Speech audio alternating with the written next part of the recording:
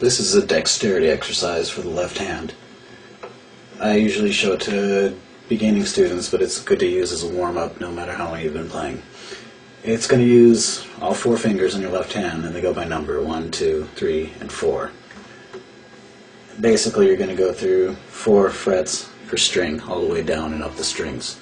A few things to point out for it are to play on your fingertips, not the flat parts of your finger, and to always keep your fingers down as you're playing. A lot of people will tend to do this at first, raise their fingers as they go, and you don't want to do that. You want to keep them down. Other than that, you want to keep your fingers as close to the strings as possible without actually touching the strings. The reason for that is the closer you are to the strings, the quicker you're going to be able to get to the notes. For holding the notes down on the frets, a lot of people will play right in the middle of the fret wires. I like to get as low as possible. Either way will work. The lower you are on the fret, though, it's going to enable your reach. And a lot of people, the first time trying this, it's the ring finger and the little finger that have the hardest time either reaching or just the strength to hold down the strings. And that's going to work out everything. I'll play through the exercise once quickly.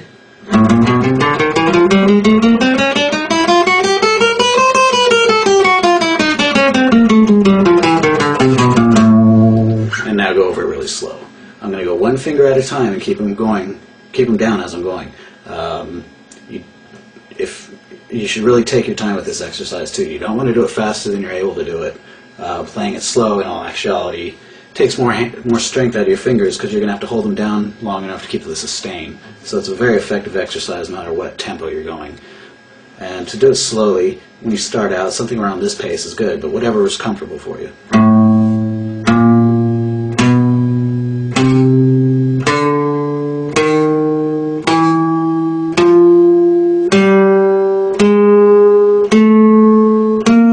And all the way down to the first high E string. After you get comfortable with trying to play downwards through the strings, then you want to try to be able to go back and forth. So you're going to go forwards and backwards through the same exercise. Going backwards is going to be a little bit different. It's going to feel different as well. You want to start, once again, now you're going to have all 4 fingers down when you start. And you'll hit the first note, then just lift your first finger, your 4th finger, sorry. Then your 3rd finger, then your 2nd finger. And by now you want to start making way up to that B string. And everything will be ready to fall into place. So you can play through it continuously like this.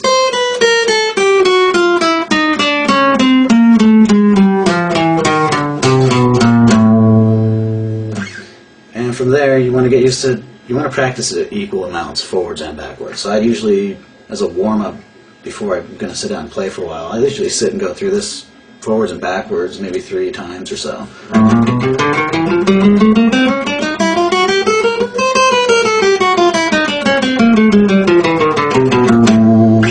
So this exercise works really well for a warm-up, whether you're just getting ready to play for a little while. I'll usually zip through that a couple times just to get my hands warmed up, but it also works well for beginners just as an exercise to develop the muscles needed in your hands.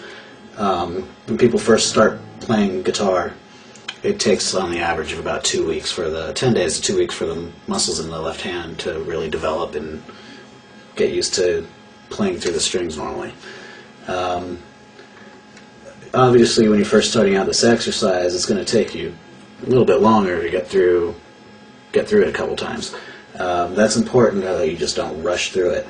If you start, you want to be able to catch mistakes you're making. For example, say I start raising fingers as I go along. So I'm going to go through it really slow and watch for that when that happens. And then my finger's coming up. So I'll just freeze right there, and just, if I have to use my other hand, whatever, I'll get that finger back where it belongs, and just keep concentrating on how I'm going to make my next move. At first it's going to seem really awkward, but I'll find a place and how it works, and if it still is really uncomfortable, I'll concentrate on where my thumb is. I like to keep it right on the middle of the neck, generally behind my middle finger. And that's going to enable, if my thumb's up higher on this side of my index finger, it makes it a lot harder to reach. So keeping it centered gives support balanced out to all 4 fingers, and it's also allowing me to reach a lot further if I need to. From that point, I'll be able to kind of use my thumb along with my fingers, so it's less work on my fingers. and it's not going to be so hard to hold down the notes. After practicing the exercise, and it's going to gradually become easier and easier to get there. When it starts getting easy for you, that's when it's time to step it up a notch, though. There's a lot of different variations of this that can be done. So no matter what level you're at, there's always a way to make it a very effective exercise. The first step would be just shifting up a fret every time you get through the strings, and shifting up again when you get all the way down the strings, back and forth. Basically, I'll start out normally with frets number 5, 6, 7, and 8. And I'm going to go 5, 6, 7, 8 down through all 6 strings. And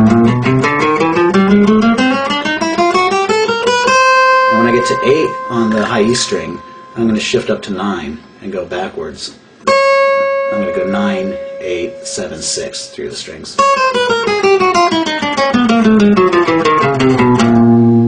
And I get to 6 on the low E string. I'm going to slide up to the 7th fret on the low E string and go back through it. So a little faster, it's going to sound like this.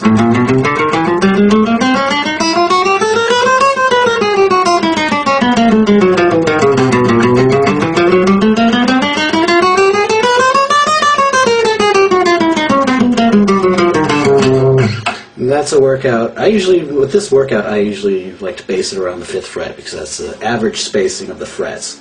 They're larger at the top, of course, and get smaller at the bottom. That's just a good average place to get used to it. It's always a good idea to move it around, though. It's going to be a lot harder as far as stretch goes, starting at the 1st fret, of course. And it gets pretty tricky past the 12th fret as well, as the spacing is just so tight together. You definitely want to get used to it in all areas of the neck. Another variation, pretty much everything you start to learn for technique you can add into this exercise. A good example would be hammer-ons. As you get into those, just use hammer-ons through the whole, all the way down, and then pull-offs up.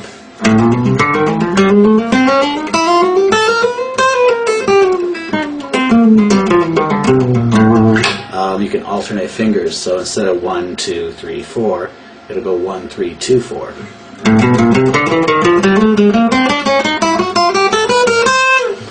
Pretty much anything you can think of that's in a pattern, the trickier it is, the better exercise it's going to be. It's just a matter of, you want to be comfortable with the level you're practicing at. You do want to push yourself, but trying to jump too far ahead of yourself, it really leads to really bad technique and sloppy playing.